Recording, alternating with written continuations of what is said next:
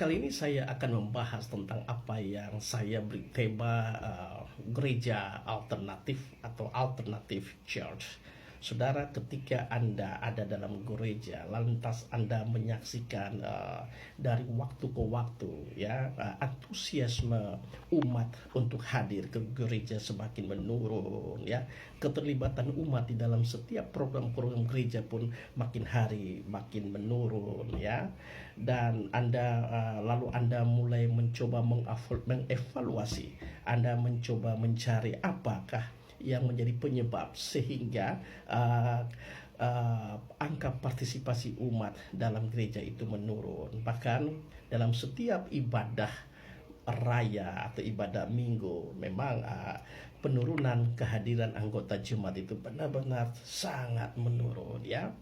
Jangankan ibadah tengah minggu, ibadah raya saja ada banyak umat Allah yang mulai tampak tidak hadir. Yang biasanya rajin, yang biasanya setia, yang biasanya aktif, tiba-tiba mereka sudah tidak muncul. Bahkan lama-kelamaan mereka lost kontak dengan Anda.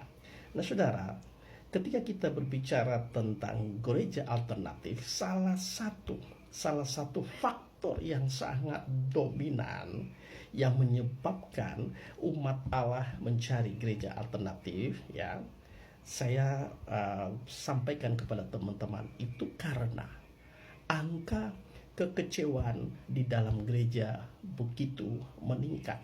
Apa itu angka kekecewaan? Ya, ini satu premis dasar ialah kekecewaan akut ya, yang bersifat kolektif namun terfragmentasi, yakni anggota jemaat yang satu kecewa terhadap anggota jemaat yang lain ya, anggota jemaat kecewa terhadap hamba-hamba Allah, terhadap pendeta, terhadap pastor, bahkan jemaat menyaksikan antara pelayan-pelayan atau sesama hamba Allah, pemimpin dalam gereja saling bergesekan, dan mereka memandang itu tidak begitu produktif dalam membangun iman mereka. Dan saya mau bilang, situasi ini bisa saja terjadi hampir di semua organisasi gereja ya, dan ini yang memungkinkan adanya keinginan yang sifatnya parsial dan kolektif untuk jemaat Allah berpikir ya tentang apa itu gereja alternatif. Gereja alternatif atau alternative church adalah sebuah model New City Church. Saudara garis bawahi New City Church, yang oleh sebagian umat beranggapan ketika mereka menghadirkan sebuah gereja alternatif ya, mereka mempunyai prasyarat.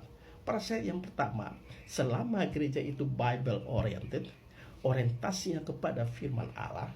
Yang kedua, pemimpinnya itu begitu menyegarkan, begitu familiar. Mereka tampil dengan penyampaian firman yang begitu kreatif ya, yang fresh ya, membuat mereka itu merasa merasa terangsang, merasa terberkati ya. Lalu yang berikut original teologinya begitu original ya. Mereka betul-betul pengetahuan mereka, batin mereka itu connect ya dalam penyampaian firman, dalam penggalian firman Allah ya, secara teologisnya dapat, secara keimanannya rasa di dalam batin itu dapat ya. Lalu mereka senang ketika mereka ada dalam satu komunitas yang pertumbuhannya luar biasa, pertumbuhan dahsyat. Mereka begitu bersemangat, begitu bergelora ya. Dan yang paling penting adalah harus connect kepada branding. Branding di sini harus mereka sangat tertarik ketika gereja itu punya nilai jual yang tinggi, hamba-hamba Allah yang melayani Tuhan, yang berkhotbah adalah orang-orang yang dalam tanda kutip mereka punya nilai jual yang sangat tinggi. Ketika mereka punya nilai jual tinggi, itu artinya mereka punya kualifikasi rohani yang bagus, kualifikasi intelijensia yang bagus, mereka punya kualifikasi public speaking yang bagus. Karena apa saudara?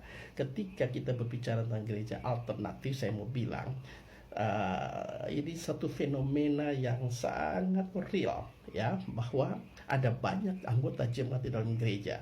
Jangankan yang mereka pergi meninggalkan gereja, yang ada di dalam gereja saja, coba saudara cek, mereka itu pasti punya gereja alternatif.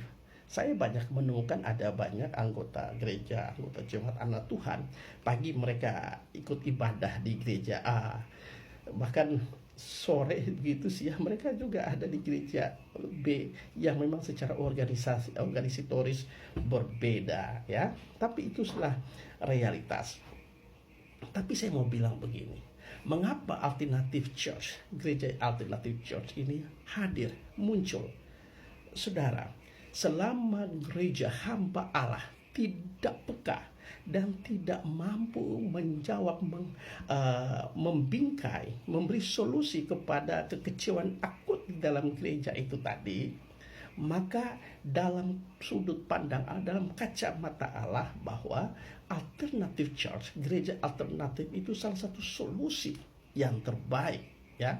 Kayak itu bisa dipahami bahwa alternative church bisa dipahami sebagai cara Allah dalam menjaga otensitas atau identitas dan integritas gerejanya ya.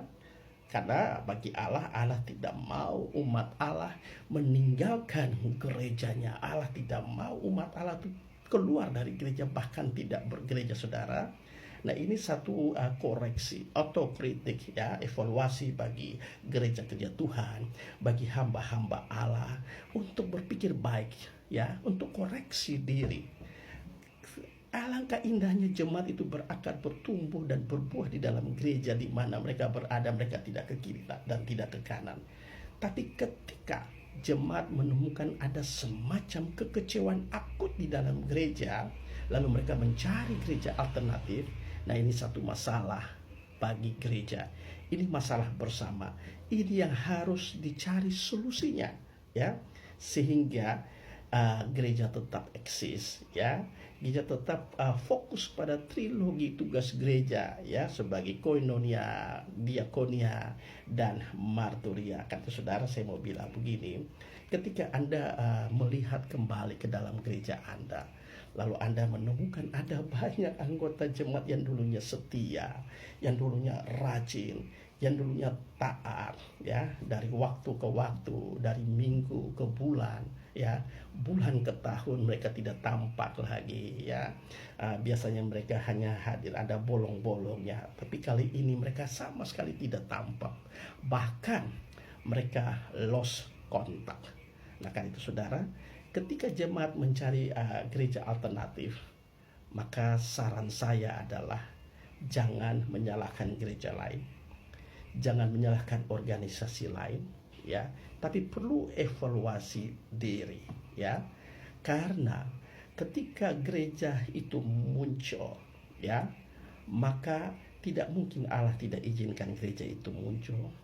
Dan ketika saudara berkata, oh itu gereja aja sesat, gereja aja, tidak, kita tidak bisa pakai itu sebagai ukuran.